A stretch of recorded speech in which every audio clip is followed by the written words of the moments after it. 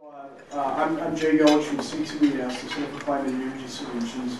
I want to thank my co-organizers here and co-sponsors, the American Geophysical Union and the American Association for the Advancement of Science. Our three speakers are three of our most nationally notable experts in their areas.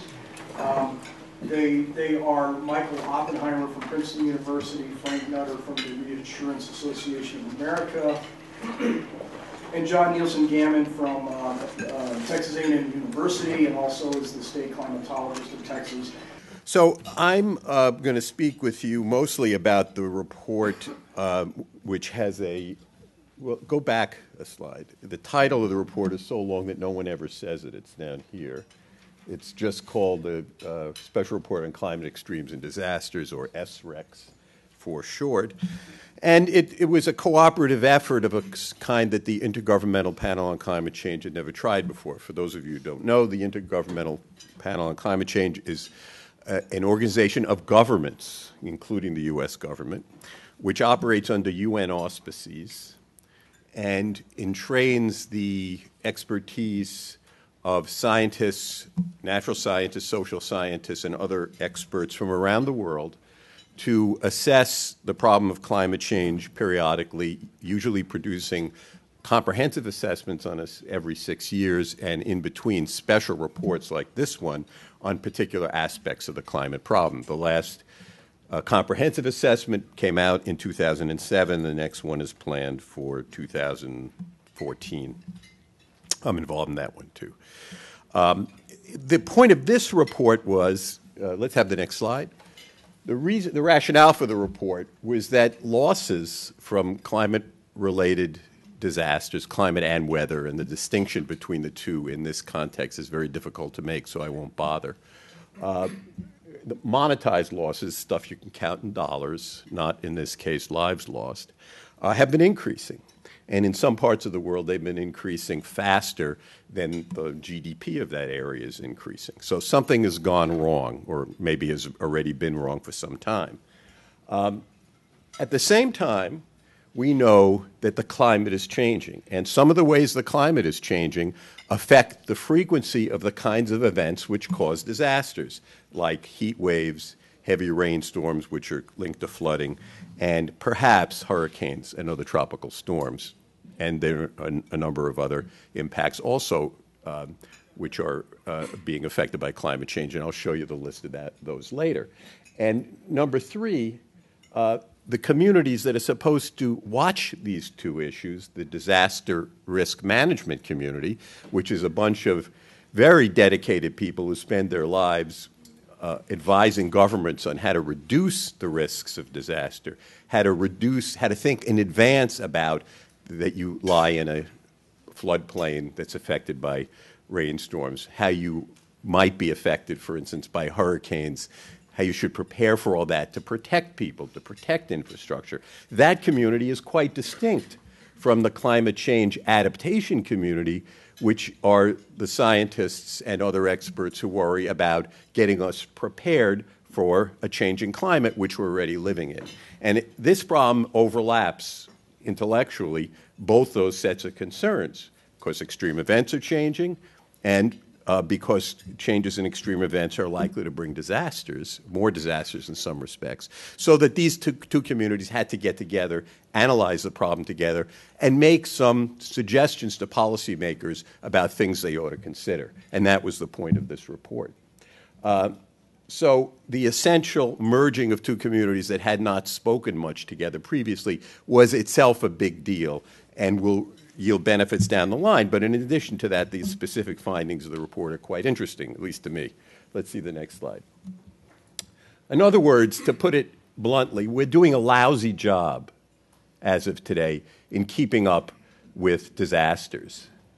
Number two, one of the things that triggers disasters, some climate-related events, are changing, and they're changing in part due to the buildup of the greenhouse gases.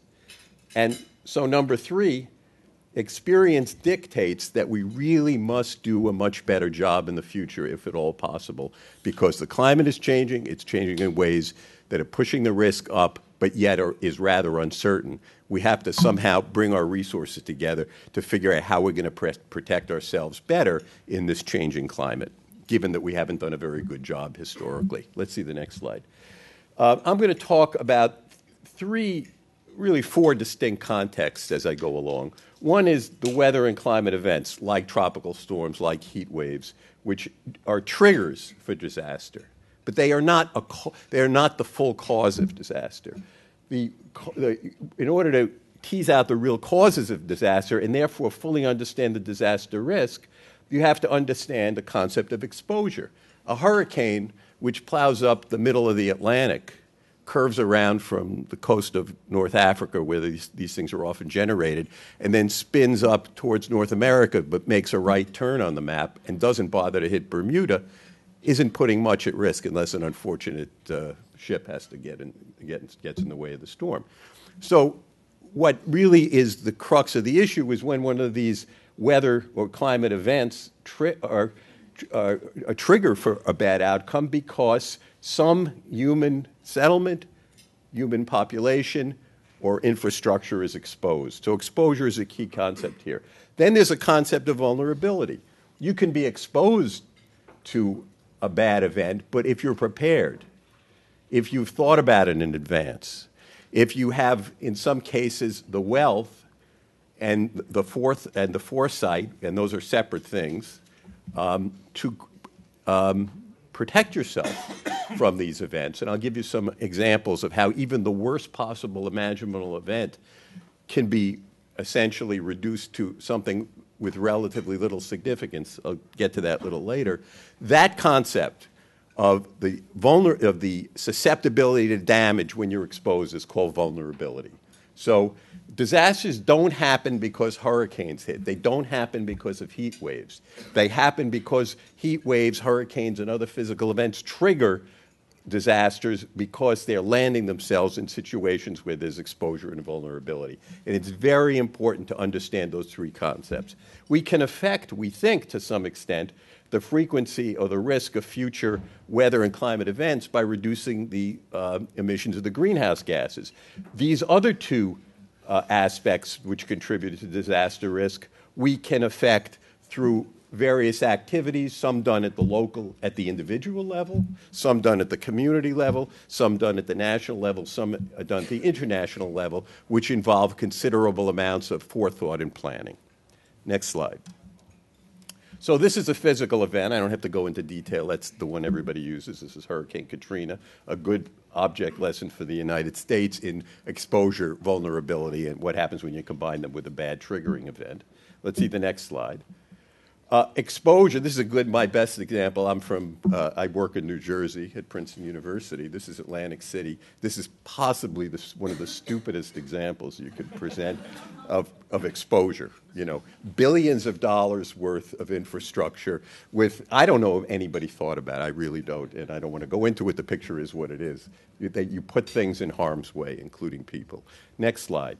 This is These are two examples of vulnerability and the outcome of concatenating disaster risk, exposure, and vulnerability. This is New Orleans, which was extremely vulnerable. Not only, first of all, it's exposed. It sits along the Gulf Coast, so it's exposed to hurricanes. It's extremely vulnerable because much of the city is below sea level, and the levees here were not adequate in the first place to protect against the kind of storm that Katrina was, and then they weren't in good shape anyway.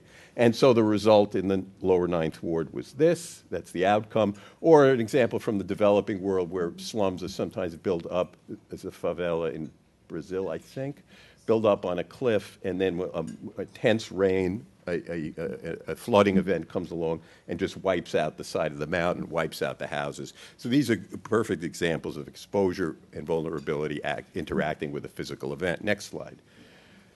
So now the report had three key findings generically in the area of what changes we observed in the climate and in changes in disaster outcomes.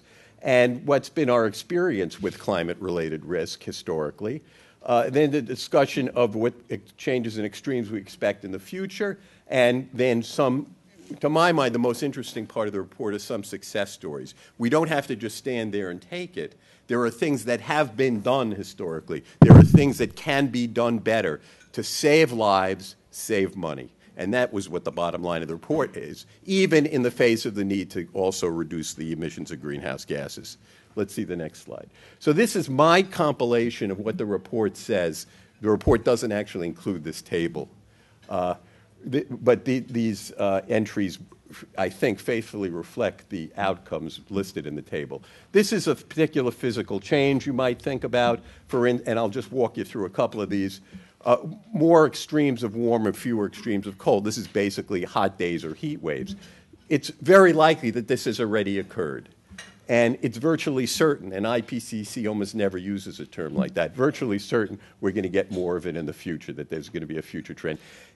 A gully washing precipitation, very heavy rainstorms. The kind, there was one in Virginia last summer, 7 inches in 3 hours. There was one in, there were 2 in a row in New York City, the hurricane, but before the hurricane there was an 8 to 11 inch rainstorm in 24 hours. My boiler rooms got flooded out both times, so I'm never going to forget them. That kind of event on a global average basis, particularly in certain regions, it's becoming more likely, and likely there'll be a future trend as the greenhouse gases build up. Extremes of high water, sea level is rising due to a warming ocean, and with that, the extremes of high water that are caused by storm surge or that are caused by the confluence of storm surge and high tide have been increasing. It's likely they've been increasing. It's very likely they're going to increase further in the future. The areas where we have where we can't make quite as much definitive statements, quite as definitive a statement, would be in the area of tropical storms and hurricanes, the rainfall, and the wind increase. It's expected in the future. It's likely to happen if the world continues to warm. But as of today, there's, to be frank, a lot of controversy in the scientific community about whether the data is good enough to tease out whether there's already been a trend in the, other than natural fluctuations in the intensity of rainfall or the wind speed in hurricanes. But this is what we're likely headed for that in the future. And then drought intensity. There's a medium level of confidence that droughts in certain regions have already intensified, and a medium level of confidence that there'll be further intensification in the future. This is, again, an area where there's some divergence of opinion, with some people wanting to push that medium confidence up higher. The red things I've highlighted, those are places where human influence has been detected at some level of confidence. So these three areas here, the heat waves, the heavy precipitation, and the extremes of high water on the coast, these are all areas where we think, as of today, there's likely human influence. These are areas in the future. Of course, that's why we have made these specific predictions, because we expect the buildup of the greenhouse gases to have that effect. Let's have the next slide. So, and this is just, I wanted to show you the areas of drying or increased drought that are projected in the future. This is 40 years from now about, oh God, it's even sooner than that, isn't it? 35. This is a little later. And what you see, this is one measure. This is consecutive dry days, sort of standard measure of drought. Here's a more scientific measure of drought, soil moisture. And the red to orange areas, red, orange, yellow show drying. So just look at the United States. You see across these models a fairly robust prediction of drying, particularly in the Southwest. Let's have the next slide. So this is kind of, this slide, again, I made it up. This is not in the report, but the information is. This kind of tries to tie those physical changes together with what we expect to see on the exposure and vulnerability side. So the climate, physically, the climate is warming, and we expect more warming, and the amount will depend on the amount of global greenhouse gas emissions. Exposure, putting things in harm's way, that has been increasing. And if we jump down here, disaster damages, monetized damages have been increasing, and they've been increasing due to the increase in exposure. We cannot yet determine whether climate change has had an influence on the cost of on the monetized damages. We're not sure. The data aren't good enough to tease out whether the influence is there or not, but we do know that exposure the rush to develop along the coast, for example, has increased the damages. I want to say, by the way, the picture isn't all grim, that in some areas, particularly in fatalities in Asia due to tropical storms, the death rates have gone down. So by a different measure, some things are being done better, but not better enough. In the future, we don't know what people are going to do. We don't know if we're going to keep building more Atlantic cities along the coast. It's a pretty good bet we will, but the exact amount of exposure depends. Same with vulnerability. Some aspects of vulnerability are increasing, like the vulnerability of infrastructure. Some are decreasing. Again, people in coastal areas in Asia have found better ways to deal with hurricanes, so it's a mixed picture. And again, in the future, it depends. It depends a lot on development. It depends on whether people around the world, including in the United States, have enough resources to do the things that need to be done to protect themselves against a climate which is going to get more problematic. So will we continue to build cities like New Orleans that are vulnerable and that are not up to the highest standard of protection? We'll see. And what we know for the future is that although exposure has been the main factor in the past in increasing risk, that in the future all three of these factors will play a role. The changing climate, changing vulnerability, changing exposure. Next slide.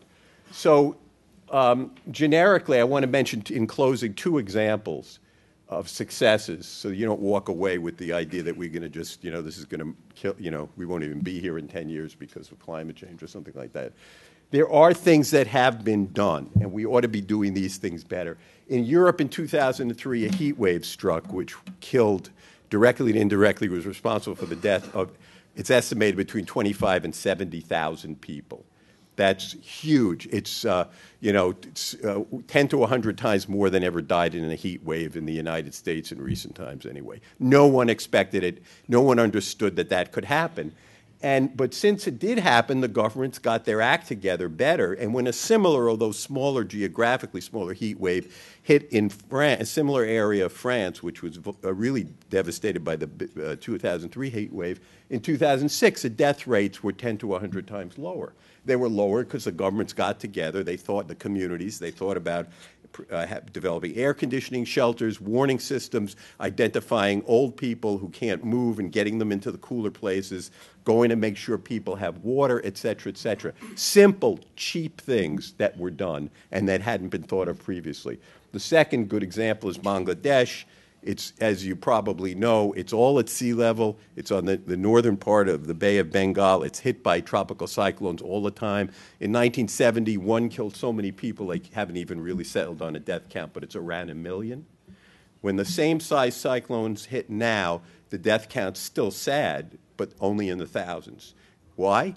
Because they developed an early warning system, which is simple, and you'd think it's a no-brainer, but it's a very big deal. And number two, they built cheap concrete block houses where they could go evacuate people and put them in some place. These are people who otherwise have very little, and just these relatively small improvements saved lives. Same stories in the United States, not quite at this level, but certainly at this level. Cities, for instance, have cooling shelters now, and they have warning systems on a routine basis. Last slide. So the bottom line on the report is, what should we be doing? We should be reducing emissions of greenhouse gases, number one. Number two, we should be implementing these low regret strategies like the ones I talked about. Number three, portfolios of action. No one action is going to protect sufficiently against disaster risk. You need the low regret strategies. You need risk transfer. That means insurance, which Frank is going to talk about in a minute, and a whole portfolio of activities. It has to be thought about and planned in advance carefully. Critical is improved risk communication. You don't want to do this in Washington and then set up a plan which nobody ever implements at the local level. The whole lesson of New Orleans, or one of the lessons, was that it takes multiple activities. The levees were not in a good place. There was no good disaster plan for evacuation. The community had not been engaged. Community participation is key. And finally, we're going to learn, we're going to implement, we're going to make mistakes, we're going to get hit again, we're going to learn from getting hit again, we're going to do better next time. We're under pressure because the climate is changing. We have to use our brains. Thank you.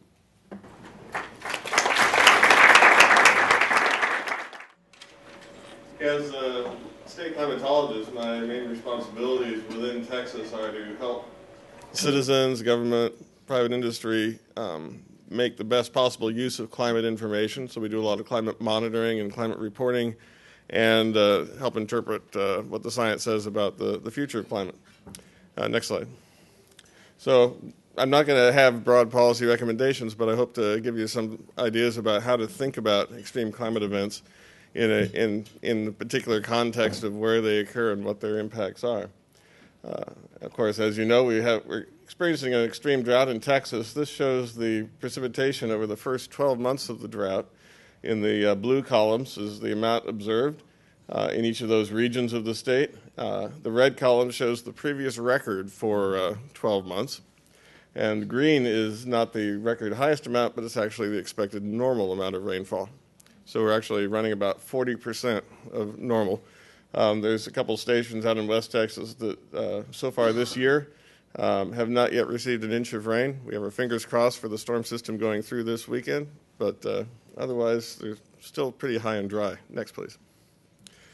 This is summertime temperatures averaged across the state over the past century. And I've left off the last point. Let's go ahead and add it.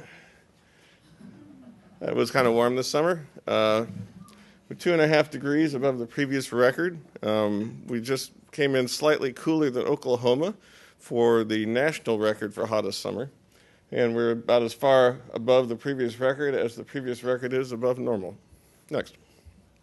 We've also experienced a great deal of impacts, agricultural, water supplies, and wildfires. Those have perhaps been the most newsworthy events. To give you a sense of the area covered, go next slide. All of Rhode Island, everybody says it's as big as Rhode Island, so that's not good enough. Add the next slide. It's actually combined area of Rhode Island and Connecticut burned this year, and that still doesn't quite do it justice. We have to add in New York City to cover the full territory just within the past 12 months. And that's twice as much acreage as was in the previous most severe wildfire season. Next. So people, when they see an extreme event, they want to ask about whether climate change had a role in it. And there's a lot of different questions that arise, and I want to explore what the right question is in terms of how climate change affects an event such as this. I often hear, did it cause the drought? Did it make it more intense? Did it make it more likely to take place?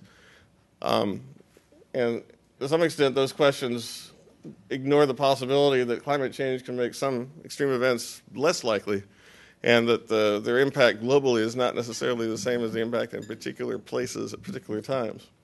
And then, of course, what about the future of drought? Is this the new normal? Is this the new abnormal? What exactly does this mean for planning purposes? Next. And as I get into this, a couple of things to note. It doesn't really make sense to talk about a particular event and how climate change affected it, because every single event is something that would not have happened. The atmosphere would have moved forward differently if we had different climate conditions, different land use. Everything would have been different. You can't talk about the weather a particular day unless you just sort of do the intellectual exercise of saying, well, if everything else in the weather had been the same, how much did climate change affect this? And so we'll deal with it in that context. And the other thing to mention, which I think it touched on already, global increase in extreme events doesn't necessarily mean that there's a local impact, and there are also other things going on that affect things locally, which lets you make a better prediction of what's going to happen in the future beyond just using global climate change as a predictive mechanism. Next. So in terms of rainfall, you often hear that the Southwest is drying out, and that's a little bit of a blanket statement as far as Texas is concerned, because only part of Texas is in the Southwest, and it's not really part of the same climate region as Arizona and New Mexico. And also, in terms of just precipitation, precipitation in 8 different regions of Texas, averaged over 20-year periods, has been increasing by about 15% over the past century. There's a dip in the middle that corresponds to the drought of the 1950s and 1960s. And the climate model projections for the latest IPCC report have generally a tendency for decreasing precipitation, but not as much of a decrease as has been observed to increase recently. So it's certainly not on the basis of this possible to say that climate change has caused the lack of rainfall we experience, because it's not part of a long-term decreasing trend that's been observed at this point. Next. What has caused a lot of those up and downs in rainfall and was the triggering event of this particular drought was La Nina, which is when we have cooler than normal temperatures in the tropical Pacific Ocean. And that has a chain reaction effect on our weather. And we had La Nina last year. 4 years out of 5, La Nina events give us drier than normal wintertime and warmer than normal wintertime. We have a second La Nina event taking place this year, so we're expecting the drought to continue through another 6 to 12 months or so. But on top of that, there's also things in the oceans that affect sea surface temperatures on a longer term scale, like the warm Atlantic that's been leading to increased hurricane frequency in recent years also tends to have a drying effect on Texas drought. There's a long-term variation in the Pacific that has an even stronger connection with the southern United States and rainfall. So even though there's not a strong long-term linear trend, there are variations which have a particular timescale that tell us we're in a period of drought susceptibility within Texas, and we're probably right in the middle of it right now. And the last time both of those oceans have been set up in the same way was when we had our drought of record in the 1950s. Next. Temperature and precipitation are both factors in drought. Temperature because it leads to evaporation, and so there's less water available in reservoirs and streams, at the same time that plants need more water and animals need more water. But they're not independent risk events. They're related to each other, and particularly in the summertime, there's a cause and effect relationship. If there's less water in the soil and in plants, then there's less water that can evaporate. Then solar energy, which would have evaporated that water, goes into heating the ground, and we end up with higher temperatures. So you can see points tend to line up here diagonally with the precipitation, summertime increasing to the right, and temperature increasing from bottom to top. And while this last summer was definitely an outlier, next slide, it's not so much of an outlier if you consider the fact that they're interrelated. So the extreme lack of rainfall caused a large portion of the extreme high temperatures. So that is enough to account for record-breaking heat this summer. But you can see the point is still, the we experienced was still about a degree and a half above the expectation. And that additional factor seems to have been the global increase of climate temperatures and its manifestation locally in Texas. Next. So here's what temperatures have been doing in the state over the past century in 8 different regions. And you really wouldn't want to fit a linear trend to that. There's a lot of variability. The 70s were actually the coldest decade in Texas. But they've been going up over the past 30 years. This is, again, averaged over 2-decade periods to smooth the variations. And the model projections, unlike precipitation, take the temperature outside of the range of previous temperatures that have been observed over the past century. So as far as what we know about climate change's impact on rainfall in Texas, it's small compared to natural variability. The impact on temperatures is large compared to natural variability. Next. So now, talking about the right questions and the right answers. Did climate change cause the drought? Simple answer is no. It was triggered by La Nina, and I suppose a fair question is climate change making La Nina more frequent or more intense? And right now, unfortunately, the answer scientifically is we don't know. There are some things going on that should make it more frequent, some that should make it less frequent. So it's not possible to say at this point whether this La Nina was enhanced by climate change or made less likely by climate change. Next. Now, did it make the drought more intense? Yes. In terms of precipitation, we don't know. In terms of temperature, though, been a clear impact of about a degree or so Fahrenheit on the temperature, which has had an incremental effect on temperature, increased the evaporation, as I mentioned, but also tends to put things over the threshold of major resulting disasters, such as wildfire, which presumably would have been not nearly as widespread or as common without the extra amount of drying and associated with those warmer temperatures. Next. Now, did it make the drought more likely? This, I think, is also not quite the right question. Next slide, please. Because if you think about, for example, the record temperatures, we were going to break a record without climate change, as near as we can tell. So it didn't make it more likely. It would have made it more likely if it were a less severe drought, would have made it more likely to break the record. But we didn't need climate change to break that record. But if you decide on a particular level of severity that has some particular societal consequence, then you can answer that question. So, for example, next, we consider something as severe, for example, as this, something this extreme. It has made it more likely because of the increase of temperature. Future science may show a countervailing effect on precipitation or not. We don't know yet. But, for example, the extreme of temperature has increased by about a factor of 3 based on just a simple statistical analysis of the impact of the rising mean temperatures on this size of an anomaly. And in one sense, this drought, climate change did cause this drought to break a record because our Palmer Drought Index reached its lowest recorded value ever this fall, which was slightly below the value in 1956, which was the last drought of record. And increased temperatures appear to have put it over that threshold. Next. And going forward, I'm not going to have an answer to that, but the IPCC SREX report, as you've heard before, it says medium likelihood of increased frequency, considering climate change and natural variability all together. But we can be a bit more specific about things for Texas because we've got a period of drought susceptibility right now, which means drought are going to be more frequent or more likely during this period. And then as ocean temperature patterns change, we should enter a period of less frequent drought. And beyond that, hard to say, of course. Next slide, please. So I want to wrap it up with just a brief comment on policy.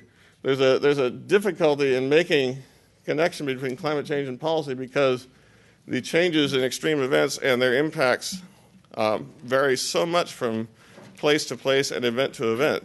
Even individual droughts are different. A short-range drought like this one, just been a year so far, main impacts are agriculture. Throughout the last 2 or 3 years, main impact is on water supply. But to look at changes in extreme events over time, you need to have a large number of extreme events. And by definition, that means you have to average over a large area to figure out whether there's a trend, and then you lose the local information. Next. And one way around that is scientific knowledge consists of more than just the statistics of extreme events and how they've changed historically. We have the information from model projections of some aspects of climate change being virtually certain. We have now emerging science studying the effects of natural variability, which show that we're actually in a period of susceptibility for drought in Texas, and some things are changing that we know about and will vary due to natural variability. It's not just global warming anymore that is a known driver of climate that has some predictive ability associated with it. And as time goes on, our ability to simulate natural variability will actually let us make climate predictions 5, 10 years down the road, in addition to the century-scale predictions we make from global warming. So utilizing all the knowledge available and connecting that to the particular vulnerabilities on the local scale makes it possible to find an intersection where we have some confidence in what's going to happen in the future and some ability to protect society from it. Thank you.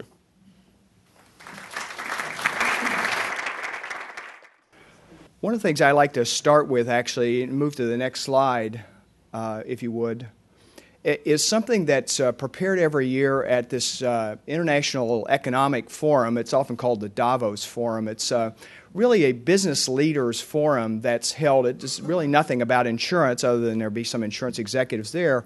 But they do a survey every year looking at risk, the risk in the world. What you'll see here is, I put my eye out with this right, that notwithstanding all of the risk, including many of the kind of headlines that we all think of today, the economy in China being a risk factor, regulatory risk factors, food supply, and that sort of thing, it's kind of remarkable that if you looked at climate change, it really is, next to this fiscal crisis, by very likely and impacts a kind of extraordinary sense from the business community. These are not scientists, business community, as they look at risk. And if you look a little more closely, you'll see storms and cyclones and flooding and earthquakes are in here as well. But the point of this is that as the business community, business leadership around the world looks at risk, risk in this area of extreme events, extreme natural events, as well as climate risk is pretty high on their agenda. Move forward, please. I think it's fair to start a discussion looking at the impact of climate change by looking at one of the overriding factors. Dr. Roger Pilkey of the University of Colorado is particularly one of the most thoughtful analysts of this, and this is not his slide, but it makes the point that he often makes, and that is, as Michael said, that we just put more people at risk in this country by where we build and how we build. And this slide really shows, although it's a little dated, 2007, that in high-risk areas, Florida being notable, the Gulf Coast being notable, obviously the southeast coast being notable, that the property values put at high risk in this country have risen dramatically and are really quite extraordinary. It's, I think the total there says nearly $9 trillion of insured properties at risk in this country. So you want to move to the next slide, please? So in looking at the insurance industry, looking at what the impact of worldwide natural disasters is, and these seem antiseptic in the sense that they're just numbers and they don't really talk about the human toll in these areas. But the losses are notable, and while 2011 is particularly notable for its size, it says $265 billion of losses, including, what's it say, $80 billion, $60 billion of insured losses, what we're seeing around the world is an extraordinary amount of impact in terms of property losses and human toll related to catastrophe events. So you want to move to the next one, please? So if you looked at these top 16 insured losses, if you will, 11 of them are here in the United States. This does include the World Trade Center losses, the 9/11 losses, if you will. So this is not all natural catastrophes. But what you see is an extraordinary impact of weather on property and property values in particular here. But the one point, this information comes from the Insurance Information Institute and from Munich Re. Go to the next slide. I want to make this point, is that one of the things Munich Re points out is that as was suggested by, I think, Michael and John as well, that yes, we've put more people in vulnerable positions in this country, but if you look at the number of events, so this has nothing to do with insured values, has nothing to do with losses, the number of events, particularly if you break it down, and I realize this is hard to see on your side over here, climatological, hydrological, meteorological factors, so not earthquakes in particular, what you see is a pretty dramatic rise in the number of events consistent over time, evaluated over time, as being pretty extraordinary. The global extreme, these Munich Re statistics, the global extreme weather losses are, by number of events, are 3 times greater now than they were in 1980, 3 times greater. In the United States alone, hurricane losses are $153 billion of insured losses. I'm not talking about disaster assistance and the kind of recovery efforts that go on, but insured losses, $153 billion from 1991 to 2010. Flood losses have risen by a multiple of 3 over the same period of time, and windstorm losses by a multiple of 2. Catastrophe losses in the United States this year are about $29 billion in privately insured losses. It's not the flood insurance program, but privately insured losses, which is a factor of 161% above the 10-year national average. Next slide, please. One of the things that probably falls below your radar screen, except for the impact it may have on your commute or your local community at time, are what we think of as kind of low severity kinds of events. Now these are in this case, I'm going to show you a couple, but these are winter storms. So think of the snowstorms we've had here in the D.C. area, or last year in the Northeast in Philadelphia, New York, and Boston. That those are actually fairly significant events and are reflective, in our view, of the pattern of greater precipitation events driven by climate change and by changing weather patterns, so that you're seeing, in fact, the impact of these events play out in terms of the insurance industry, which I tend to think of as being the, if you will, the canary in the coal mine, looking at, where do you find the signals, not scientific signals, but economic signals related to changing extreme event patterns or climate. Next slide, please. This is wildfires. I put this up largely just to talk a bit, to show the trend here in the number of wildfires. The insurance industry doesn't insure drought, but of course what drives wildfires tends to be extremely dry conditions. And I did see a statistic from NOAA that the amount of economic damages driven by drought in 2011 alone is $10 billion. So think agricultural losses, cattle, that kind of thing. Change again, if you would, please. Thunderstorms. If you think back to this spring, particularly in April and May, with the amount of tornadoes that we had in the central part of the United States, the trend line here is particularly dramatic, and again, from the insurance industry's perspective, reflects a changing pattern of weather, and that the past is not prologue, if you will, about the type of weather that we're going to see, that whether there's a new normal or whether we don't know what the new normal is going to be, the industry sees a pattern of losses that's relatively extraordinary. Next slide. This is a national flood insurance program, and I put it up largely because of the nature of this audience, that while I work in the private insurance industry, the reality is the public supports the National Flood Insurance Program, which has a heavy concentration of policies in high-risk areas. Florida, Texas, Louisiana really dominate this. South Carolina has a significant number as well. But again, this is a program that has about an $18 billion deficit now, largely as a result of not pricing into its risk assessment the potential of catastrophic event. And the $18 billion is largely driven by 2005 with Hurricane Katrina.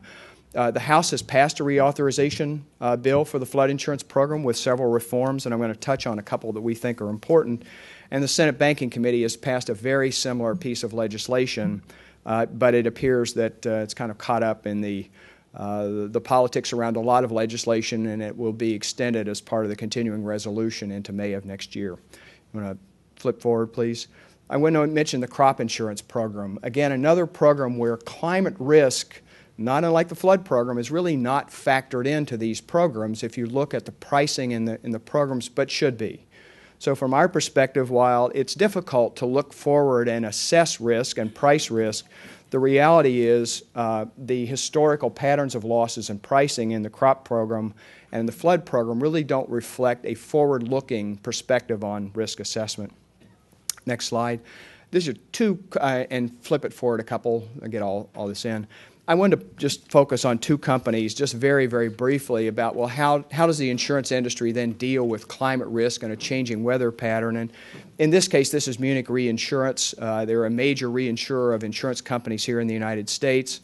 And they look at it really from the same perspective of Swiss Re that I'm going to provide in a second, which is largely looking at pricing risk and evaluating risk, evaluating their exposure, but they also have a strategy in looking at investment opportunities, and they do have a sustainability factor that they overlay on their investments in their investment portfolio, and they look at emerging technologies, particularly green-type technologies, sustainable technologies, as looking about how they can create business opportunities for themselves related to all that and ensuring these technologies. You want to move forward, please? Swiss Re Swiss Re and Munich Re are both very progressive companies in this regard, and they have similar, if you read through the bullet points, they'll be similar. I did want to highlight one thing which is unique as far as I know about Swiss Re, and it's way down here in the corner. It says COU2 program since 2006. Swiss Re actually reimburses employees for any kind of personal purchase they make up to, I think it's about $5,000, for any kind of energy-efficient thing. It could be solar panels, it could be a hybrid car, it could be something in their home. It's really a remarkable company when you think about a company giving employees back so that they can vest those employees in their otherwise business strategies related to climate risk. So let me conclude with, go ahead please, 2 or 3 slides here, kind of, so what do we think an adaptation strategy is? And I don't mean to dismiss. In fact, we would support programs that would deal with reductions in carbon emissions, but the insurance industry, to the extent it has focuses largely on an adaptation strategy.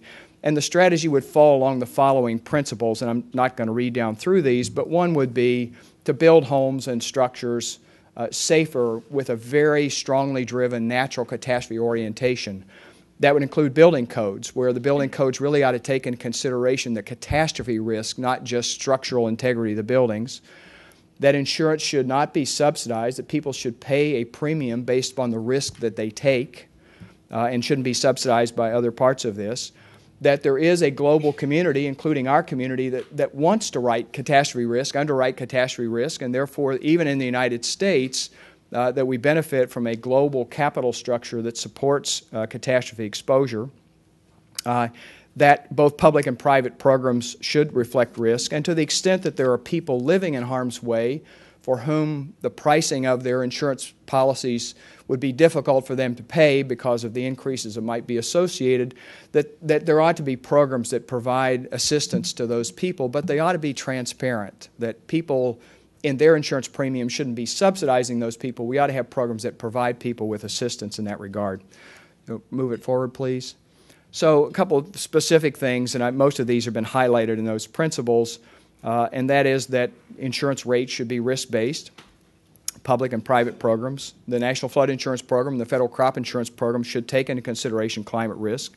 There ought to be greater disclosures in the corporate community of their climate risk exposure or their extreme weather exposure. You want to move forward one more slide, please? And that we ought to provide homeowners, as I said, with assistance, whether it's loans or direct assistance as they need, to pay their insurance premiums, but it really ought to be transparent so that the insurance premium does send a signal to people about the decisions they make, where they live, what types of properties that they live. And then I want to highlight one thing, and that's the National Flood Insurance Program in this regard. The Resources for the Future, Carolyn Kuski is back here, and Dr. Kuski has written several articles looking about the flood insurance program, and one of the things that jumps out is that a very, very small percentage of properties have repetitive losses over and over and over, and the program takes these properties back into it every time, doesn't change the pricing on them at all, and I think, and Carolyn, correct me if I'm wrong about the statistic, that roughly 2% of the properties have repetitive losses, but it counts for about 30% of the losses in the flood insurance program. Some kind of programs that either buys these people out or moves the homes or does something so that the program becomes more sustainable would be an important public policy goal. So thank you very much, and I look forward to any questions you may have.